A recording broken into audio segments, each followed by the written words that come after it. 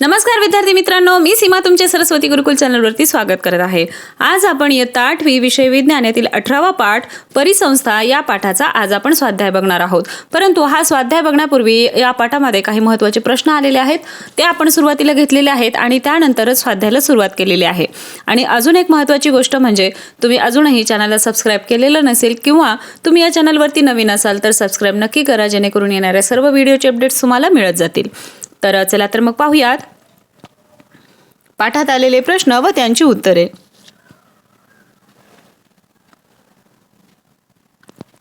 यामध्ये थोडे आठवा या शीर्षकाखाली प्रश्न आहे 1. तुमच्या सभोवताली कोणकोणते घटक आढळतात? याचं उत्तर आहे आमच्या सभोवताली जैविक आणि अजैविक असे घटक आढळतात।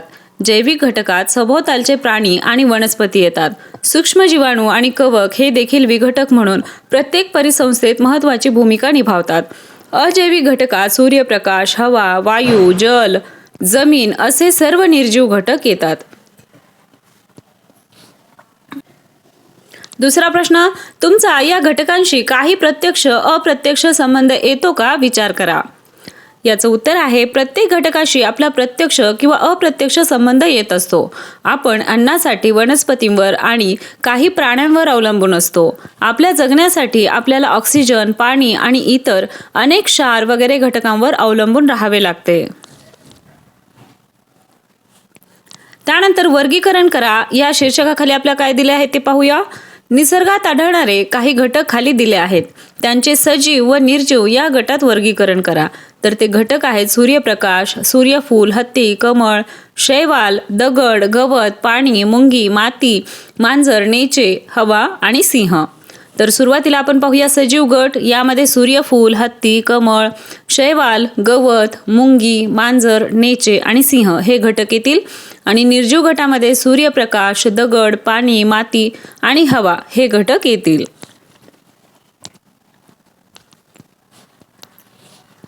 त्यानंतर सांगा पाहू या शीर्षकाखाली प्रश्न आहे 1. वरील आंतरक्रियेत सूक्ष्मजीवांची भूमिका काय आहे? उत्तर आहे वरील आंतरक्रियेत सूक्ष्मजीव विघटकांची भूमिका पार पाडतात। दुसरा प्रश्न, अजैविक घटक उत्पादकांना कसे मिळतात? उत्तर आहे अजैविक घटक उत्पादकांना म्हणजेच वनस्पतींना मातीतून, पाण्यातून आणि हवेतून मिळतात। सौर ऊर्जा सूर्यापासून मिळते। 3. भक्षक कोठून अन्न मिळवतात? उत्तर आहे भक्षक उत्पादकांकडून अन्न मिळवतात। त्यानंतर माहिती मिळवा या शीर्षकाखाली प्रश्न आहे 1. गवताळ प्रदेशांना कोणत्या कारणामुळे धोके संभवतात? उत्तर आहे मानव गवताळ प्रदेशात शेती करू पाहतो, त्यामुळे नैसर्गिक परिसंस्थेची हानी होते। गवताळ प्रदेशातील प्राणी मोठ्या प्रमाणावर शिकारीला बळी पडत असतात। आता जरी वन्यजीव संरक्षण कायद्याने त्यांना संरक्षण मिळाले असेल तरी बऱ्याच वन्य प्रजाती अस्तंगत झाल्या आहेत। गवताळ प्रदेशाला वणवे लागून तेथील परिसंस्था उद्ध्वस्त होऊ शकते। जागतिक तापमान वाढीमुळे गवताळ प्रदेशाचे वाळवंट होण्याचा संभव असतो। दुसरा प्रश्न, आशियाई चित्ता ही प्रजाती मागील शतकात नामशेष का झाली? उत्तर आहे भारतामध्ये चित्ता मोठ्या प्रमाणात मारला गेला। राजे, रजवाडे आणि ब्रिटिश लोकांनी शिकार करून चित्ते संपवले। शिवाय जंगले आक्रसत गेली, मानवी वस्त्या वाढल्या, धरणे बांधली गेली, रस्ते आणि पूल तयार झाले। या साऱ्यांमुळे चित्त्याला लागणारे मोठे वनक्षेत्र संपुष्टात आले, त्यामुळे भारतातून चित्ता नामशेष झाला। तिसरा प्रश्न, आशियाई चित्ता इंटरनेटवरून बघा व वर्णन करा। उत्तर आहे चित्त्याचे शरीर सरळ पातळ असते, छाती खोलगट, अंगावर सर्वत्र ठिपके असते, डोके छोटे, गोलसर आणि चेहऱ्यावर काळे अश्रू दिसावेत अशी खूण असते, पाय बारीक आणि लांब लांबलचक शेपूट अशा प्रकारचे चित्त्याचे वर्णन करता येईल। भारतात मोगल काळात चित्ते पाळले जात असत, त्यांचा वापर इतर प्राण्यांच्या शिकारीत केला जाई। या बाबतीतील अनेक गोष्टी सांगितल्या जातात। स्वतंत्र भारतातील शेवटचा चित्ता मध्य प्रदेशातील बस्तरच्या जंगलात 1948 मध्ये दिसल्याची नोंद आहे।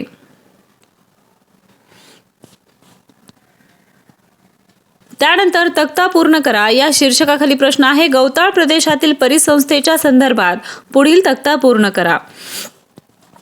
यामध्ये उत्पादक कोण दिलेले आहेत?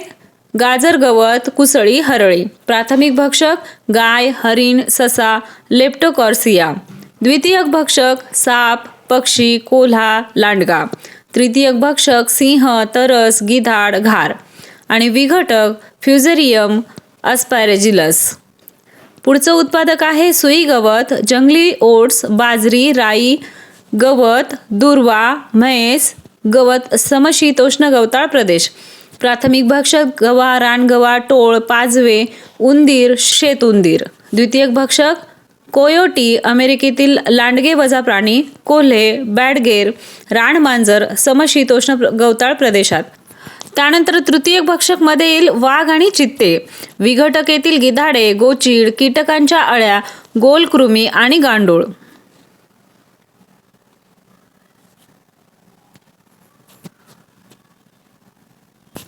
त्यानंतर विचार करा, या शीर्षकाखाली प्रश्न आहे, वृक्ष ही स्वतंत्र परिसंस्था आहे का? उत्तर आहे, मोठा वृक्ष ही स्वतंत्र परिसंस्था होऊ शकते. एका वृक्षावर निरनिराळे अधिवास असतात. असंख्य प्रकारचे कीटक वृक्षाच्या वेगवेगळ्या भागात अधिवास करून राहतात. अनेक पक्षी हे कीटक खायला येतात. वृक्षाच्या ढोलीत घरटी करून राहणाऱ्या अनेक पक्षी प्रजाती आहेत. सरडे, साप असे सरपटणारे प्राणी वृक्षाच्या आधारे राहत असतात. खार, ससे, उंदीर असे सस्तन देखील वृक्षाच्या आसपास बिळे करून राहतात.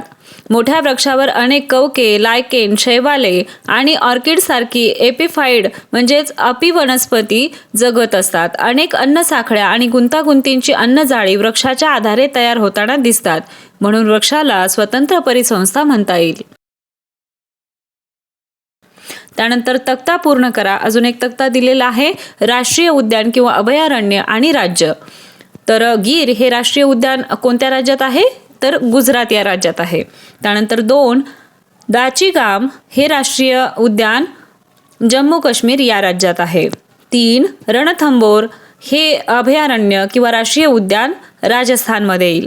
त्यानंतर दाजीपूर हे महाराष्ट्रातील, काझीरंगा हे राष्ट्रीय उद्यान आसाम येथे येईल. त्यानंतर सुंदरबन हे अभयारण्य बंगाल या राज्यातील, मेळघाट हे अभयारण्य महाराष्ट्रातील, तर पेरियार हे अभयारण्य केरळ या राज्यात येईल. त्यानंतर अजून एक तक्ता दिलेला आहे, तक्ता पूर्ण करा. जंगल परिसंस्थेतील विविध घटकांची माहिती. यामध्ये उत्पादक आहेत डिप्टेरोकार्पस, साग, देवदार, चंदन. प्राथमिक भक्षक मुंगी, नागतोडा, कोळी, फुलपाखरे. द्वितीयक भक्षक साप, पक्षी, सरडे, कोल्हा. तृतीयक भक्षक वाघ, ससाणा, चित्ता. आणि विघटक येथील अस्पराजिलस, पॉलीकॉर्पस. त्यानंतर पुढचं पाहूया, उत्पादक येथील शिसव, देवबाभळ, वड.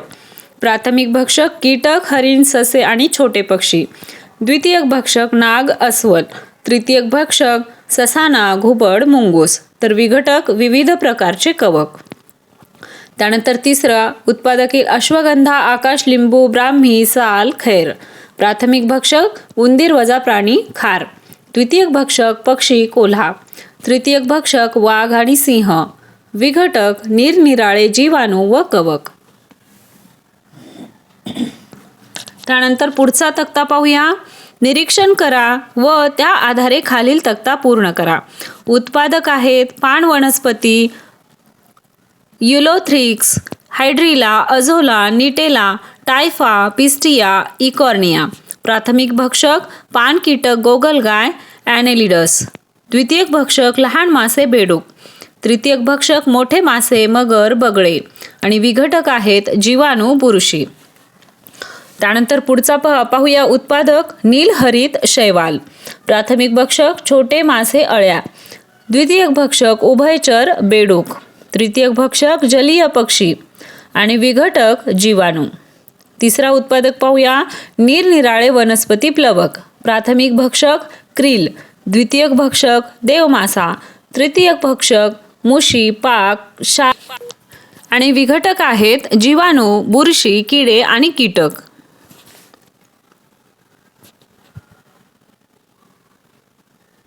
त्यानंतर चर्चा करा. या शीर्षकाखाली प्रश्न आहे, आपल्या परिसरातील नदी, तलाव किंवा तळे या परिसंस्था सुरक्षित आहेत का? उत्तर आहे, नदी आणि तळे किंवा तलाव या परिसंस्था सुरक्षित नाहीत. नदीतील तलावात वाहत येणारे खतांचे अंश तसेच नदीत सोडली जाणारे वहित मल, औद्योगिक व इतर द्रव अपशिष्टे यामुळे मोठ्या प्रमाणात होणारे जलप्रदूषण ही नदी व तलाव परिसंस्थेसाठी मोठी समस्या आहे. प्रदूषणामुळे यातील सूक्ष्म वनस्पती व सूक्ष्मजीवांच्या वाढीवर परिणाम होतो. परिणामी त्यांच्यावर आधारित जलचर व इतर प्राणी नाहीसे होतात. त्यानंतर इंटरनेट माझा मित्र या शीर्षकाखाली प्रश्न आहेत. 1. सागरी परिसंस्थेत मानवी हस्तक्षेपामुळे घडलेल्या दुर्घटनांची माहिती घ्या. उत्तर आहे सागरी परिसंस्थेत मानवी हस्तक्षेपामुळे होणाऱ्या दुर्घटनांमुळे सागरी परिसंस्था आणि त्यावर अवलंबून असणाऱ्या समुदायांना धोका निर्माण होतो. सागरी परिसंस्थेत मानवी हस्तक्षेपामुळे होणाऱ्या दुर्घटनांची काही उदाहरणे. 1. सागरी कचरा, नद्यांमधून किंवा इतर मार्गाने समुद्रात पोहोचवणारा मानवनिर्मित कचरा. 2. महासागर बळकावणे, सागरी संसाधने किंवा जागा ताब्यात घेणे किंवा विनियोग करणे. 3. हवामानातील बदल, हवामानातील बदल आणि युट्रोफिकेशन यांसारख्या मानवी प्रेरित दबावामुळे किनारी परिसंस्था धोक्यात आल्या आहेत.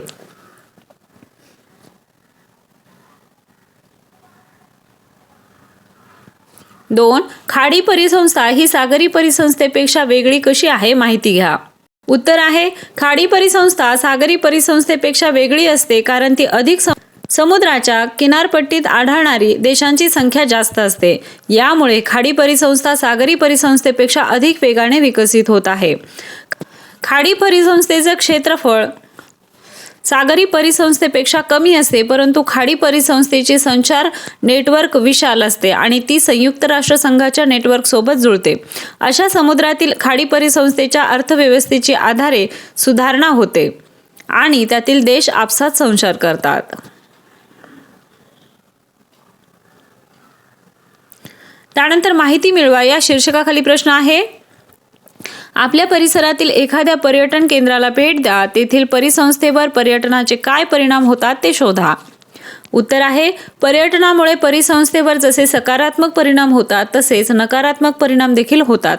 जसे की वाढते प्रदूषण, समुद्रात टाकाऊ पदार्थांचे विसर्जन, नैसर्गिक अधिवास नष्ट होणे, धोक्यात असलेल्या प्रजातींवर वाढता दबाव, जंगलातील आगींना बळी पडण्याची शक्यता वाढणे, अन्न पुरवण्यासाठी नैसर्गिक संसाधनांची वाढीव कापणी, अप्रत्यक्ष वायू आणि जलप्रदूषण.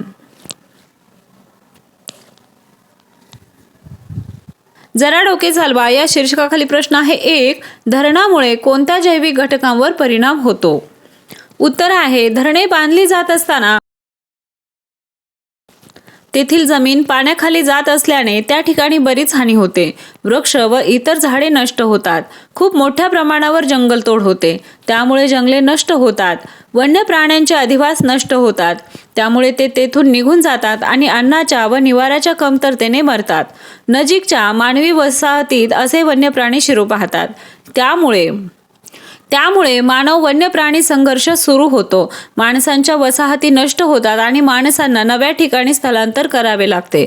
त्यांचे पुनर्वसन केले जाते, तरीही त्यांची शेतीवाडी आणि घरे नष्ट होतात.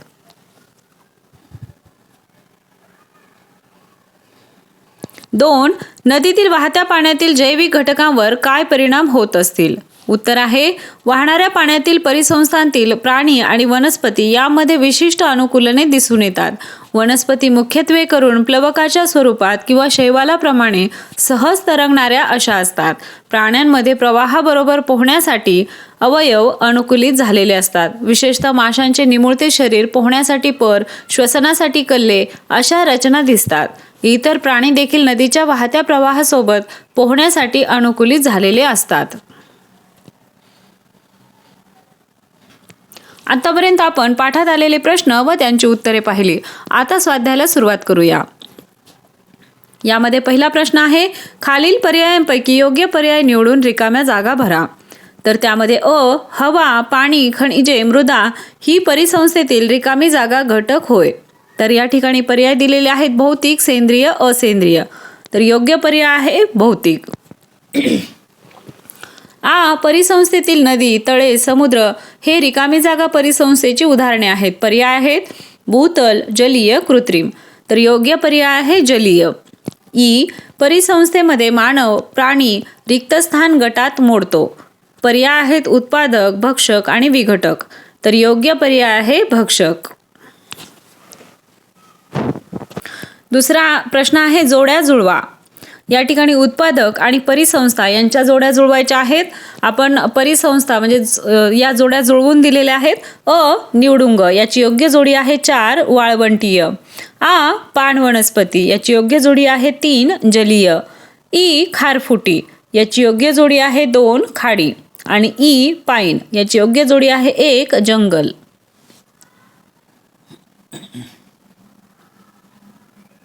तिसरा प्रश्न माझ्याविषयी माहिती सांगा. त्यामध्ये परिसंस्था. उत्तर आहे 1 जैविक आणि अजैविक घटक व त्यांची परस्परांशी होणारी आंतरक्रिया मिळून परिसंस्था बनते. 2 एखाद्या परिसंस्थेत कोणते जैविक घटक जगू शकतील हे त्या परिसंस्थेतील अजैविक घटकांवर ठरते. 3 प्रत्येक परिसंस्थेतील वनस्पती हे उत्पादक, प्राणी हे भक्षक आणि सूक्ष्मजीव हे विघटक असतात. 4 आकार, स्थान, हवेची स्थिती, वनस्पती, प्राणी प्रकार या वैशिष्ट्यांनुसार पृथ्वीवर विविध प्रकारच्या परिसंस्था आढळून येतात. बायोम्स. उत्तर आहे 1 पृथ्वीवरील काही भागात बऱ्याच मोठ्या क्षेत्रात हवामान व अजैविक घटक सारखे असतात. ते एका विशिष्ट स्वरूपाची परिसंस्था बऱ्याच मोठ्या क्षेत्रात तयार होते. अशा मोठ्या परिसंस्थांना बायोम्स असे म्हणतात. 2 या बायोम्समध्ये अनेक छोट्या परिसंस्थांचा समावेश असतो. 3 जलीय परिसंस्थेत गोड्या पाण्यातील परिसंस्था, खाऱ्या पाण्यातील परिसंस्था, खाडी परिसंस्था इत्यादींचा समावेश होतो. 4 पृथ्वीवर भूपरिसंस्था व जलीय परिसंस्था या मुख्य प्रकारच्या बायोम्स आढळून येतात.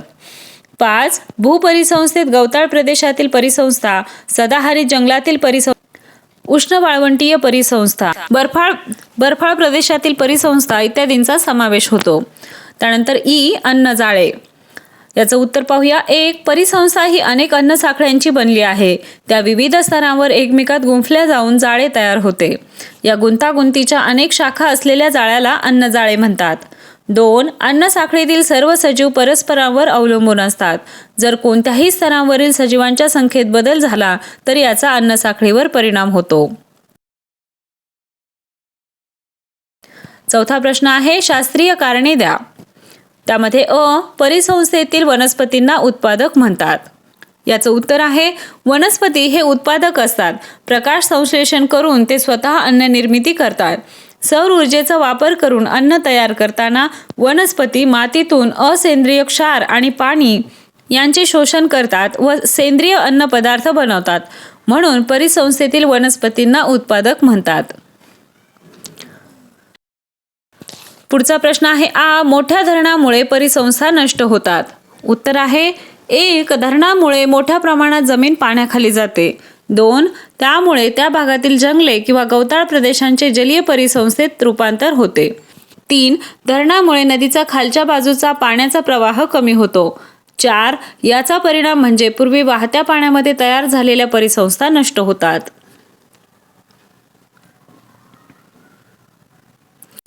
पुढचा प्रश्न आहे दुधवा जंगलात गेंड्यांचे पुनर्वसन करण्यात आले. उत्तर आहे खूप वर्षापूर्वी दुधवा जंगलात एक शिंडी गेंड्यांचे वास्तव्य होते. परंतु खूप वर्ष त्यांची शिकार झाल्यामुळे येथील गेंडे नष्ट झाले. या गेंड्यांचे वास्तव्य पुन्हा होण्यासाठी त्यांचे पिंजऱ्यात प्रजनन करून त्या पिलांना पुन्हा नैसर्गिक अधिवासात सोडण्यात आले. वन्य जीवन मौल्यवान असते व त्यांचे पुनर्वसन व्हावे असे प्रयत्न करण्यात आले. पुढचा प्रश्न आहे प्रश्न 5वा.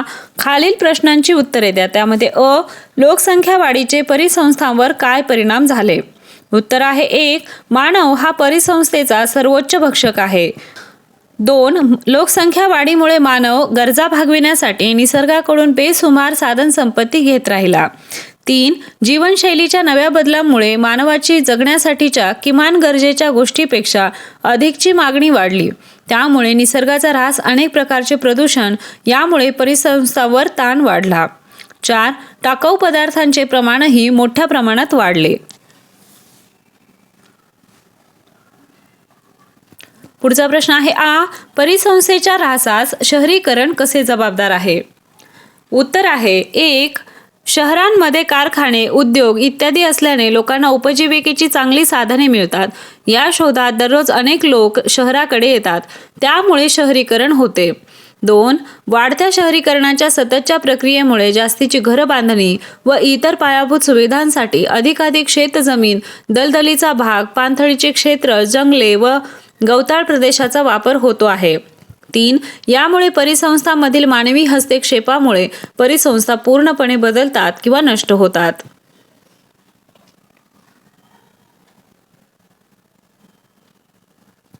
पुढचा प्रश्न आहे ई. नैसर्गिक परिसंस्था मोठा बदल घडवणारी युद्ध का होतात? उत्तर आहे काही शेजारी राष्ट्रांमध्ये जमीन, पाणी, खनिज संपत्ती अशा साधन संपदावरून वाद निर्माण होतात. काही आर्थिक व राजकीय कारणामुळे मानवी समूहात स्पर्धा निर्माण होते. मतभेद विकोपाला गेल्यामुळे युद्धाला तोंड फुटते. धार्मिक आणि वांशिक कारणांनी देखील युद्ध केली जातात. युद्धामध्ये मोठ्या प्रमाणात बॉम्ब वर्षाव व सुरुंगस्फोट केले जातात. त्यामुळे जागतिक पातळीवर शांतता नष्ट होते, जीवितहानी होते आणि नैसर्गिक परिसंस्थांमध्ये मोठे बदल होतात. कधीकधी त्या नष्ट सुद्धा होतात. पुढचा प्रश्न आहे ई. परिसंस्थेतील घटकांमधील आंतरक्रिया स्पष्ट करा. उत्तर आहे 1. हवा, पाणी, मृदा, सूर्यप्रकाश, तापमान, आर्द्रता इत्यादी अजैविक घटकांचा परिसंस्थेतील वनस्पती, प्राणी आणि जीवाणू अशा जैविक घटकांवर परिणाम होतो. 2. या जैविक घटकांची संख्या देखील अजैविक घटकांच्या गुणवत्तेवर अवलंबून असते. 3. हे जैविक घटक अजैविक घटकांचे शोषण करतात किंवा परिसंस्थेत पुन्हा सोडतात. त्यामुळे अजैविक घटकांचे प्रमाण जैविक घटकांमुळे घटत किंवा वाढत असते. 4. प्रत्येक जैविक घटक एखाद्या विशिष्ट अजैविक घटकांशी सतत आंतरक्रिया करीत असतो. तसेच तो इतर जैविक घटकांशी देखील आंतरक्रिया करीत असतो. उ. सदाहरित जंगल व गवताळ प्रदेश या परिसंस्थेतील ठळक फरक सांगा. तर यातील फरक पाहूया. सदाहरित जंगल नेहमी हिरवी राहणारी झाडे, तर गवताळ प्रदेशात मुख्यतः गवत व कमी वृक्ष. 2. सदाहरित जंगलात झाडांची संख्या जास्त असते, तर गवताळ प्रदेशात झाडांची संख्या कमी असते. 3. सदाहरित जंगल उंच आणि मोठमोठी झाडे असतात, तर गवताळ प्रदेशात खुरटी प्रकारची झाडे असतात. 4. सदाहरित जंगलात जैवविविधता जास्त प्रमाणात असते, तर गवताळ प्रदेशात जैवविविधता कमी प्रमाणात असते. आता 6वा प्रश्न आहे खालील चित्रांचे वर्णन करा. तर या ठिकाणी 2 चित्र दिलेले आहेत, त्यावरती नंबर देखील दिलेले आहेत. याचं वर्णन पाहूया. पहिले चित्र हे वाळवंटी परिसंस्थेचे आहे. या परिसंस्थेमध्ये निवृंग ही वनस्पती उत्पादक आहे. तसेच पाम या ठिकाणी आढळतात. वाळवंटी प्रदेशात पाऊस खूप कमी प्रमाणात पडतो, त्यामुळे त्या ठिकाणी वनसृष्टी जरा कमी प्रमाणात आढळते. येथील मृदा ही वालुकामय असते. या प्रदेशात भक्षक देखील कमी प्रमाणात आढळतात. उंट हा वाळवंटी प्रदेशातील प्राथमिक शाकाहारी भक्षक आहे.